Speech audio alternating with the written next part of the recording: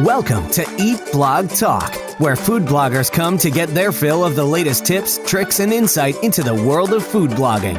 If you feel that hunger for information, we'll provide you with the tools you need to add value to your blog, and we'll also ensure you're taking care of yourself, because food blogging is a demanding job. Now, please welcome your host, Megan Porta. Hey, Eat Blog Talkers. Today, I am going to talk about storing and backing up all of that incredible data that you create. First, I hope you are doing well wherever you are listening from, and I hope you are safe and healthy. It's like we just start getting acclimated to one weird situation and then another pops up, right? I have personally never in my life felt more off than I do now. This year has been really rough to navigate through at many times, I think, for all of us. But I personally know that I have things to learn about myself and about the world and other people. So I'm trying to keep my heart open as things unfold. All that to say, I just sincerely pray that you are managing everything okay right now. And please know that however you are feeling or dealing with things is 100% okay. Have tons of grace with yourself right now and also have grace with other people. If you would head over to iTunes to subscribe, rate, and review Eat Blog Talk, I would be so grateful. It literally takes like 2 minutes. Those 2 minutes of your time are so appreciated, and they also add value to Eat Blog Talk because it supports the fact that we are adding value here.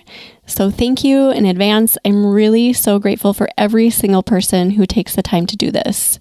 And one more thing before we dive into backups, we are developing an awesome new way for you food bloggers to get connected in your food blogging journey.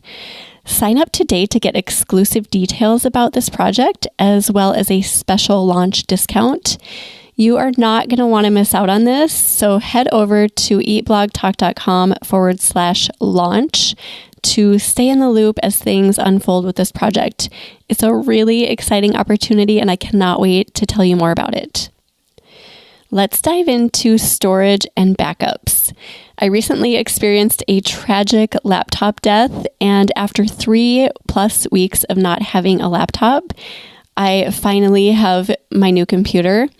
We all like to believe, I think, that nothing tragic will ever happen to our equipment or our data, but things unfortunately do happen, and it is so smart to assume that something will eventually happen, and we need to plan accordingly.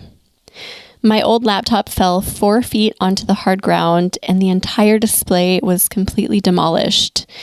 I was unable to see whether or not my information had been damaged, and I couldn't even get it to display when it was connected to an external monitor. All of this happened during a pandemic quarantine situation where no Apple stores were open or are open currently. So in a nutshell, kind of a disaster of a situation for someone like me and like you who rely heavily on a robust, speedy computer to get stuff done on a daily basis. Thankfully, though, I had a really smart friend teach me how to properly store and back up my data when I started my business. So when this recent catastrophe happened, even though it was not super fun or convenient or efficient working on an old Chromebook that my husband found in his office, one thing I did know was that all of my information was doubly safe. So I'm going to impart to you what my very smart friend imparted to me many years ago, so that if a computer tragedy occurs in your world, which I truly hope it never does, you will be able to restore every morsel of your data that you work so hard to create. And just a disclaimer before I dive into this, I am outlining my personal strategy for storing and backing up data.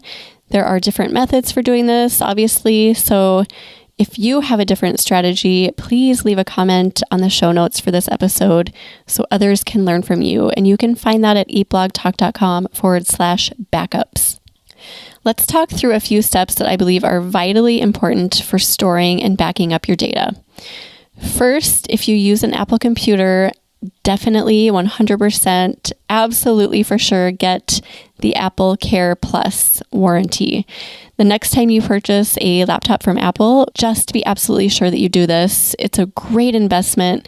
This warranty is a really good deal for $299. Apple Care Plus for a MacBook Air or a MacBook Pro includes 3 years limited hardware warranty, tech support, and also coverage for up to 2 incidents of accidental damage. You can also purchase AppleCare retroactively for a MacBook as long as it falls within 60 days of purchase.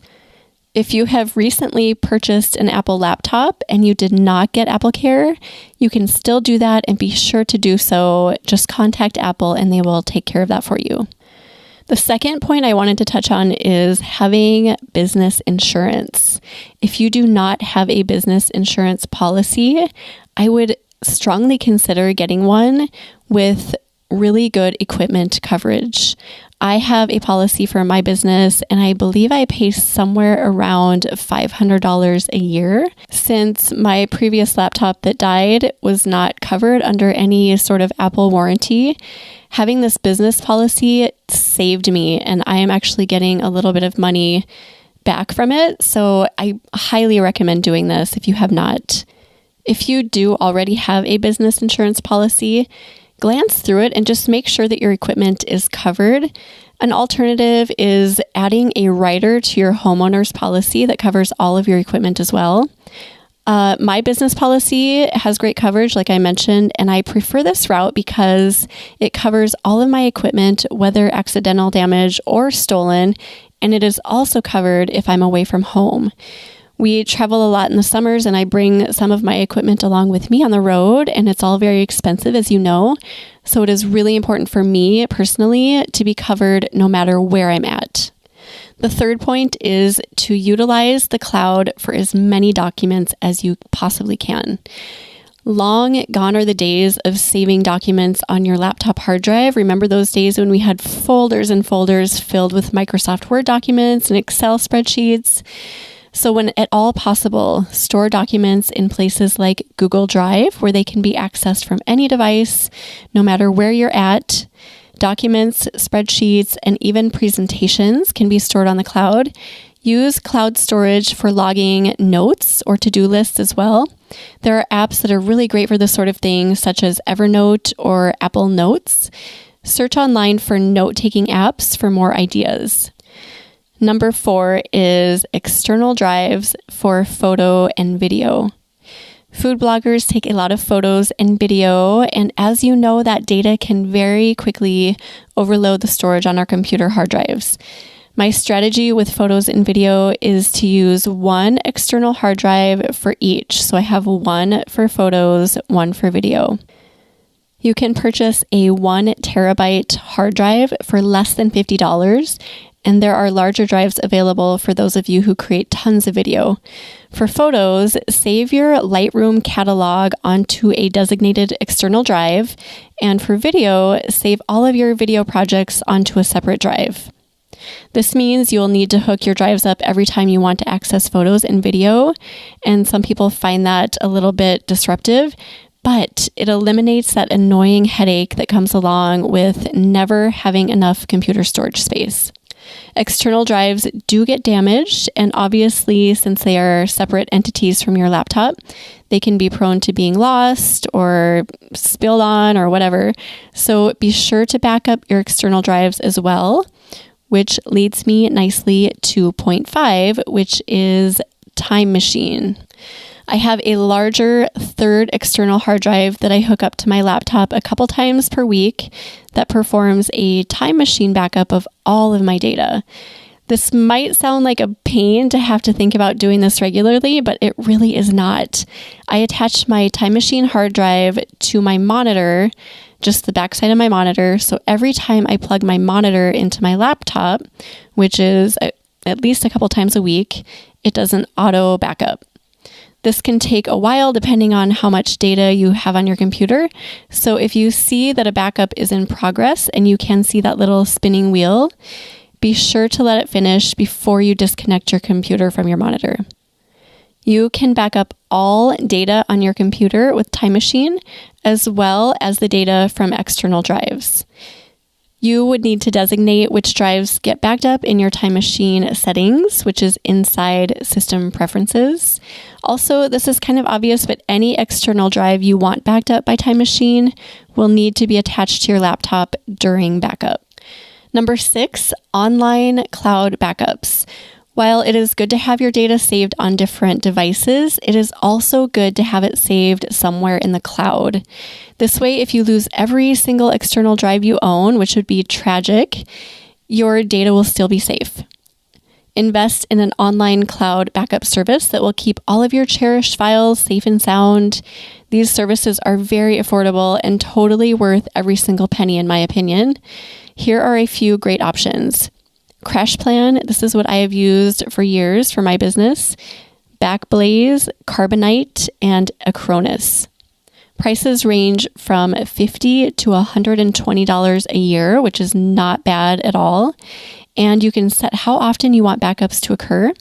In my experience with CrashPlan, I've never had issues with a backup interfering with or even slowing down my computer. Also, you can back up external drives with online cloud backup services as well. So that is my personal strategy for storing and backing up data. I would love to hear if you have a different strategy that works well. I am going to put all of the information I talked about in the show notes for this episode, and those can be found at eatblogtalk.com/backups. Thank you so much for being here, amazing food bloggers. I will see you next time. We're glad you could join us on this episode of Eat Blog Talk. For more resources based on today's discussion, as well as show notes and an opportunity to be on a future episode of the show, be sure to head to eatblogtalk.com. If you feel that hunger for information, we'll be here to feed you on Eat Blog Talk.